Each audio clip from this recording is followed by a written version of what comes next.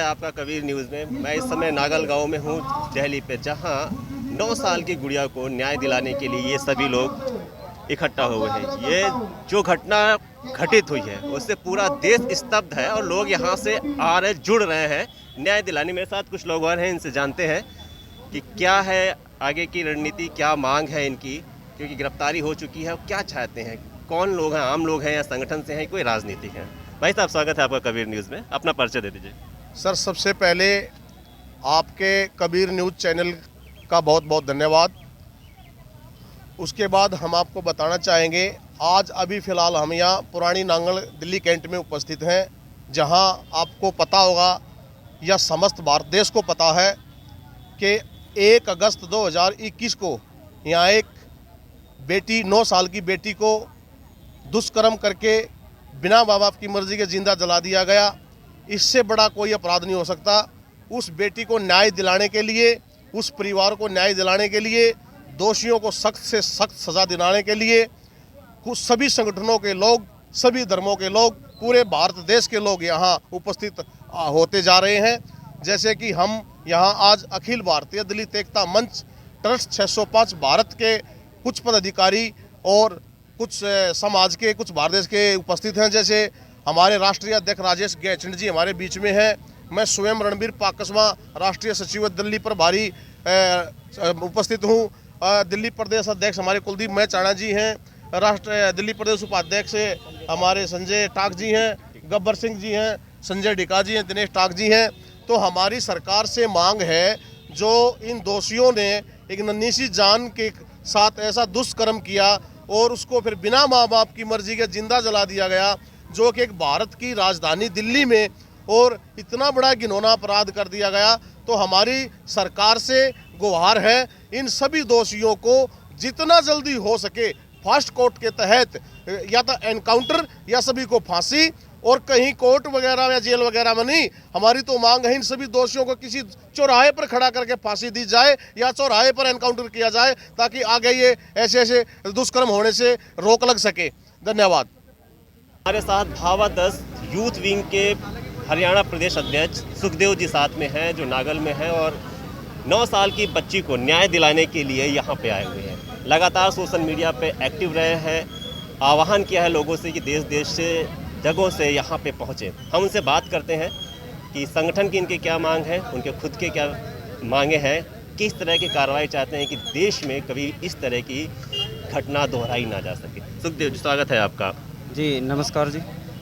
Kabir news channel का आपका स्वागत करते हैं। आप इतनी दूर से आपने इन मुद्दों को उठाया, क्योंकि मेन स्ट्रीम मीडिया जो इन मुद्दों से दूर रहती है और दबे कुचले शोषितों की आवाज़ नहीं उठाती है। तो आपका धन्यवाद करते हैं, आप यहाँ पे पहुँचे हैं।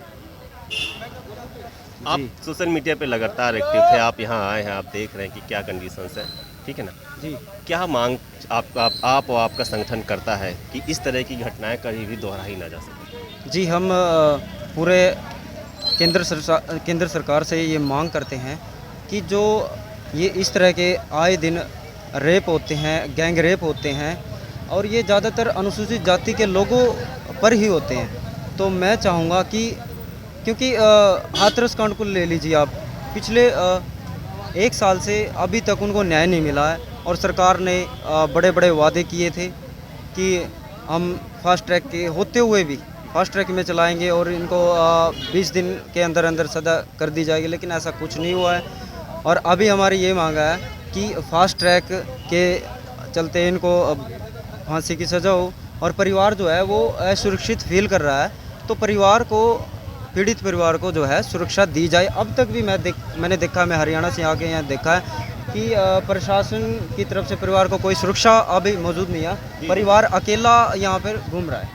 अब मान लीजिए अगर यहाँ पे कोई अनहोनी हो जाती है परिवार के साथ, उसका जिम्मेदार कौन है? उसका जिम्मेदार केंद्र प्रशासन होगा, यहाँ का दिल्ली पुलिस और दिल्ली सरकार होगी, क्योंकि इसके बावजूद, इतनी दर्दनाक घटना होने के बावजूद भी यहाँ पे उनको सुरक्षा नहीं दी गई है। सबसे मेन पॉइंट तो ये है, सुरक्षा नहीं मिली है। उसके बावजूद जो इनको सुरक्षा नहीं दी गई है, फास्ट ट्रैक अभी तक कोई और अरविंद केजरीवाल जी क्या करते हैं, 10 लाख रुपए की वो करते हैं, इनकी कीमत लगा। केजरीवाल ने 10 लाख की बोली। जी जी, परिवार की जो बच्ची की इज्जत थी, उनकी जान की कीमत 10 लाख रुपए केजरीवाल जी ने लगाई है। तो ये बड़े शर्म की जी, ये बेटी की ये बड़ी शर्म की बात है। मैं राजेश गहचंद, राष्ट्रीय अध्यक्ष अखिल भारतीय दलित एकता मंच ट्रस्ट भारत। देखिए, ये बड़े दुखद घटना है और इसका हमारे संगठन के अलावा सभी संगठनों को और अन्य समाज को सभी को बहुत ही दुख है। और हम सरकार से यही प्रार्थना करेंगे, यही अनुरोध करेंगे कि भाई चारों को तत्काल प्रभाव से फांसी दी जाए और इसमें केस में यहाँ के एसएचओ और एसीपी को भी तत्काल प्रभाव से डिसमिस किया जाए। अगर सरकार हमारे इन मांगों पर विचार नहीं करती, हम संविधान को मानने वाले लोग हैं, बाबा साहब के अनुयायी हैं, हम कानून के दायरे में रहकर काम करना चाहते हैं। अगर सरकार हमारा किसी तरीके से भी कोई सहयोग व हमारी मदद नहीं करती और इन चीज़ों पर ध्यान नहीं करती, तो हम पूरी दिल्ली के अंदर क्या पूरे भारत के अंदर हम ज़बरदस्त विरोध प्रदर्शन करेंगे। हमारा अखिल भारतीय दलित एकता मंच का जो संगठन है वो 13 स्टेटों में कार्य कर रहा है और इसके विषय में कल गुजरात में भी बहुत भारी प्रदर्शन किया गया है और आज राजस्थान में भी है। तो मैं देश के प्रधानमंत्री व गृह मंत्री जी से कहना चाहूँगा कि इस घटना को संज्ञान में लेते हुए और तत्काल प्रभाव से चारों दोषियों को फांसी की सज़ा सुनाएं और यहाँ के एसीपी और डीसीपी को भी तुरंत डिसमिस करें, ताकि भविष्य में किसी भी दलित समाज के साथ साथ किसी भी बच्ची के साथ ये अन्याय ना हो। और हमारे साथ दिल्ली प्रदेश के प्रभारी और राष्ट्रीय सचिव रणवीर पाकसमा जी मौजूद हैं, दिल्ली प्रदेश अध्यक्ष कुलदीप मेहचाना जी मौजूद हैं, उपाध्यक्ष संजय टाक जी मौजूद हैं और हमारे जिला अध्यक्ष भी मौजूद हैं। और इसी तरह हमारे प्रदेश अध्यक्ष महोदय जी ने ये डीसीपी को ये लिखित में भी दिया हुआ है। और 10 तारीख को हम भारत के राष्ट्रपति, प्रधानमंत्री, गृह मंत्री, दिल्ली के उपराज्यपाल, दिल्ली के मुख्यमंत्री और राष्ट्रीय मानव अधिकार आयोग को भी ज्ञापन देने जा रहे हैं। और अगर इन्होंने ज्ञापन देने के बाद भी अगर एक्शन नहीं लिया तो जल्द ही घोषणा कर दी जाएगी। अगर भूख हड़ताल पे बैठेगा तो सबसे पहले अखिल भारतीय दलित एकता मंच भूख हड़ताल पे बैठेगा। आपका बहुत बहुत धन्यवाद। ये थे राष्ट्रीय अध्यक्ष अखिल भारतीय दलित एकता मंच के। भूख हड़ताल तक की तैयारी है अगर न्याय नहीं मिलता है। बने रहें ऐसी और खबरों के लिए कबीर न्यूज़ के साथ। नमस्कार।